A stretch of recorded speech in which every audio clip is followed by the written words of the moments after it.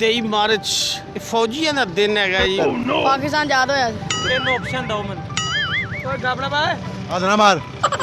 ਤਿੰਨ option 23 March 1940 ਨੂੰ ਕੀ ਹੋਇਆ ਸੀ? ਦੱਸ ਦੇ ਯਾਰ। ਕੁਛ ਵੀ ਨਹੀਂ मैं पूछ के जाना।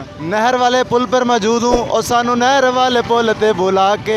अस्सलाम वालेकुम नाज़रीन, आप देख रहे हैं राज़ान टीवी और मैं हूँ आपका मेज़बान अवैस रमज़ान। आज मैं बुरे वाला की मजाहल रुकनी के नहर वाले पुल पर मौजूद हूँ और सानू नहर वाले पुल ते बुला के आप माही कित्थे रह गया। नाज़रीन ये वो पुल नहीं है लेकिन ये मजाहद कॉलोनी का पुल है। नाज़रीन 23 मार्च 1940 को करारदाद पाकिस्तान मंजूर हुई थी और 23 मार्च को ही पूरे पाकिस्तान में छुट्टी होती है। तो आइए हम लोगों से जानते हैं कि 23 मार्च को क्या हुआ था। भैन 23 मार्च को की होया सी? तमाम पागल हो गई थी। मैंने तो लगता तू पागल होया है। 23 मार्च 1940 को की होया सी? करारदाद पाकिस्तान मंजूर हुई थी पक्की गल आ? जी कहते तो पहला आइन भी मंजूर होया सी। और नहीं पता करारदाद पाकिस्तान मंजूर हुई। ते 14 फरवरी 14 फरवरी ब्लेंडिंग डे 14 फरवरी ब्लेंडिंग डे केड़ा डे? ब्लेंडिंग डे केड़ा? Blending day Valentine day. ओ भाई अस्सलाम वालेकुम जी। वालेकुम सलाम। ਭਾਜੀ 23 ਮਾਰਚ 1940 ਨੂੰ ਕੀ ਹੋਇਆ ਸੀ ਜਿਹੜੀ ਪਾਕਿਸਤਾਨ ਦੇ ਵਿੱਚ 23 ਮਾਰਚ ਨੂੰ ਪੂਰੀ ਛੁੱਟੀ ਹੁੰਦੀ ਆ? 23 ਮਾਰਚ ਨੂੰ ਆਪਣਾ ਜਿਹੜੀ ਛੁੱਟੀ ਹੁੰਦੀ ਆ ਉਹ ਪਾਕਿਸਤਾਨ ਦੇ ਦਿਫਾਅ ਵਾਸਤੇ ਹੁੰਦੀ ਆ। ਪਾਕਿਸਤਾਨ ਦੇ ਦਿਫਾਅ ਲਈ? ਨਹੀਂ ਆਪਣਾ ਜਿਹੜਾ ਕਸ਼ਮੀਰ ਦਾ ਹਾਂ। ਕਸ਼ਮੀਰ ਦੇ ਦਿਫਾਅ ਵਾਸਤੇ 23 ਮਾਰਚ ਨੂੰ ਕੀ ਹੋਇਆ ਸੀ? 23 ਮਾਰਚ ਨੂੰ ਨਹੀਂ ਮੈਨੂੰ ਨਹੀਂ ਪਤਾ। ਨਹੀਂ ਪਤਾ? ਨਹੀਂ। ਚਲੋ ਪਤਾ ਕਰਕੇ ਆਓ। ਅੱਛਾ ਜਲੇਬੀਆਂ ਦੇ ਵਿੱਚ ਸ਼ੀਰਾ ਕਿੱਥੋਂ ਦੀ ਵੜਦਾ ਹੈ? ਇਹ ਸਰਾਖ ਕੀਤੇ ਹੋਏ ਨੇ ਸ਼ੀਰਾ ਕਿੱਥੇ ਹੋਇਆ? ਜਾਲੀ ਨਾਲ। ਜਿਹੜੀ ਜਲੇਬੀ ਅੱਗੋਂ ਬੰਦ ਹੋ ਜਾਵੇ ਉਹਦਾ ਕੀ ਕਰਦੇ ਹੋ? ਉਹਦਾ ਬੰਦ ਜਾਲੀ ਖੋਲਣੀ ਪੈਂਦੀ ਹੈ ਵਿੱਚ। ਜਾਲੀ ਖੋਲਣ ਲਈ ਕੀ ਕੁਸਰੀਆ ਸੁਰੀਆ ਮੰਗਾਉਂਦੇ ਹੋ? ਵਿਆਹ ਪਿਆ ਮੇਰੇ ਕੋਲ ਫੋਨ। ਅਸਲਾਮ ਵਾਲੇਕਮ ਜੀ। ਵਾਲੇਕੁਮ 23 ਮਾਰਚ ਨੂੰ ਪੂਰੇ ਪਾਕਿਸਤਾਨ 'ਚ ਛੁੱਟੀ ਹੁੰਦੀ, ਕੀ ਹੋਇਆ ਸੀ ਇਹ ਦਿਨ? ਹਾਂਜੀ करारदाद पास हुई सी ਕਿੱਥੇ?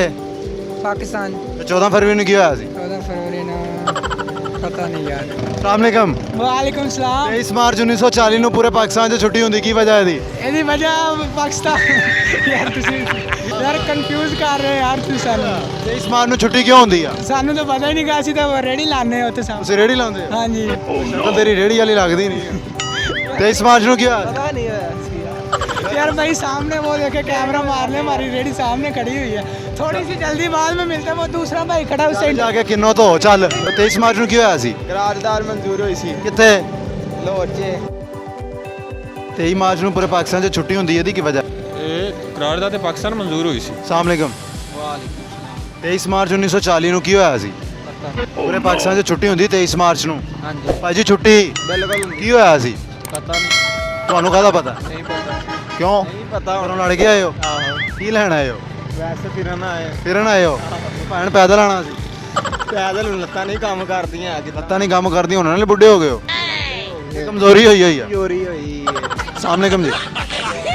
ਹਲੋ ਉਹ ਭੈਣ ਬਾਹਰ ਮੈਂ ਵਿਕ ਜਾਣਗੇ, ਉਹ ਵਿਕ ਜਾਣਗੇ, ਨਾ ਪਰੇਸ਼ਾਨ ਹੋ। ਵਾਕਈ 23 ਮਾਰਚ ਨੂੰ ਕੀ ਹੋਇਆ ਸੀ ਪੂਰੇ ਪਾਕਿਸਤਾਨ 'ਚ ਛੁੱਟੀ ਹੁੰਦੀ ਆ? ਉਹ ਦੱਸ ਦੇ ਯਾਰ। ਕੁਛ ਵੀ ਨਹੀਂ ਮੈਂ ਪੁੱਛ ਕੇ ਜਾਣਾ। ਮੈਂ ਪੁੱਛ ਕੇ ਜਾਣਾ ਹੋਇਆ ਕੀ ਸੀ? ਤੈਨੂੰ ਕੀ ਹੋਇਆ? ਮੁੰਡਾ ਮੁੰਡਾ ਮੁੰਡਾ ਤੈਨੂੰ ਮੁੰਡਾ ਆਇਆ? ਉਹ ਤਾਂ 23 ਮਾਰਚ ਨੂੰ ਪੂਰੇ ਪਾਕਿਸਤਾਨ 'ਚ ਛੁੱਟੀ ਹੁੰਦੀ, ਕੀ ਹੋਇਆ ਸੀ ਇਹ ਦਿਨ? ਪਾਕਿਸਤਾਨ ਆਜ਼ਾਦ ਹੋਇਆ ਸੀ। ਤੂੰ ਕਿਦਨ ਯਾਦ ਹੋਇਆ? ਮੈਂ ਸੰਨ 2003 ਚ ਚੌਥੇ ਮਹੀਨੇ 10 ਤਰੀਕ।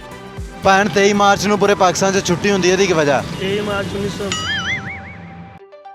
ਕੀ ਹੋਇਆ? ਉਹ ਭਾਈ ਕੋਲ ਹੈ ਯਾਰ। ਉਹਨਾਂ ਕੋਲ ਚਲੇ ਜਾਣਾ। 23 ਮਾਰਚ ਨੂੰ ਕੀ ਹੋਇਆ? 23 ਮਾਰਚ ਨੂੰ ਕੀ ਹੋਇਆ ਜੀ? 23 ਮਾਰਚ 1947 ਨੂੰ ਪਾਕਿਸਤਾਨ ਆਜ਼ਾਦ ਹੋਇਆ ਜੀ। 23 ਮਾਰਚ 1947 ਨੂੰ ਪਾਕਿਸਤਾਨ ਆਜ਼ਾਦ ਹੋਇਆ ਜੀ। 23 ਮਾਰਚ 1947 ਨੂੰ ਪਾਕਿਸਤਾਨ ਹੀ ਆਜ਼ਾਦ ਪਾਕਿਸਤਾਨ ਆਜ਼ਾਦ ਹੋਇਆ। 23 ਮਾਰਚ ਨੂੰ ਪੂਰੇ ਪਾਕਿਸਤਾਨ 'ਚ ਛੁੱਟੀ ਹੁੰਦੀ ਆ, ਇਹਦੀ ਕੀ ਵਜ੍ਹਾ? 23 ਮਾਰਚ ਇਹ ਫੌਜੀਆਂ ਦਾ ਦਿਨ ਹੈਗਾ ਜੀ। 23 ਮਾਰਚ ਨੂੰ ਕਿਹੜਾ ਪਰੇਡ ਵੀ ਹੁੰਦੀ ਹੈ ਤੇ ਉਹ ਆਲਮੀ ਦਿਨ ਹੈਗਾ ਯਾਰ। ਬੇਨਜ਼ੀਰ ਪੈਦਾ ਹੋਈ ਸੀ ਜੀ। ਬੇਨਜ਼ੀਰ ਨਹੀਂ ਪੈਦਾ ਹੋਈ ਭਾਈਜਾਨ। 23 ਮਾਰਚ ਹੈ ਫੌਜੀਆਂ ਦਾ ਕੋਈ ਹੈਗਾ ਭਾਈਜਾਨ। 23 ਮਾਰਚ ਨੂੰ ਕੀ ਹੋਇਆ ਸੀ? 23 ਮਾਰਚ ਦੀ ਰਾਤ ਨੂੰ ਤੇ ਹਨੇਰੀ ਆਈ ਸੀਗੀ। ਬੜਾ ਡਰ ਲੱਗਿਆ ਸੀਗਾ। ਤੇ ਕਿਹੜੇ ਟਾਈਮ ਪੁੱਛ ਰਹੇ ਹੋ ਤੁਸੀਂ?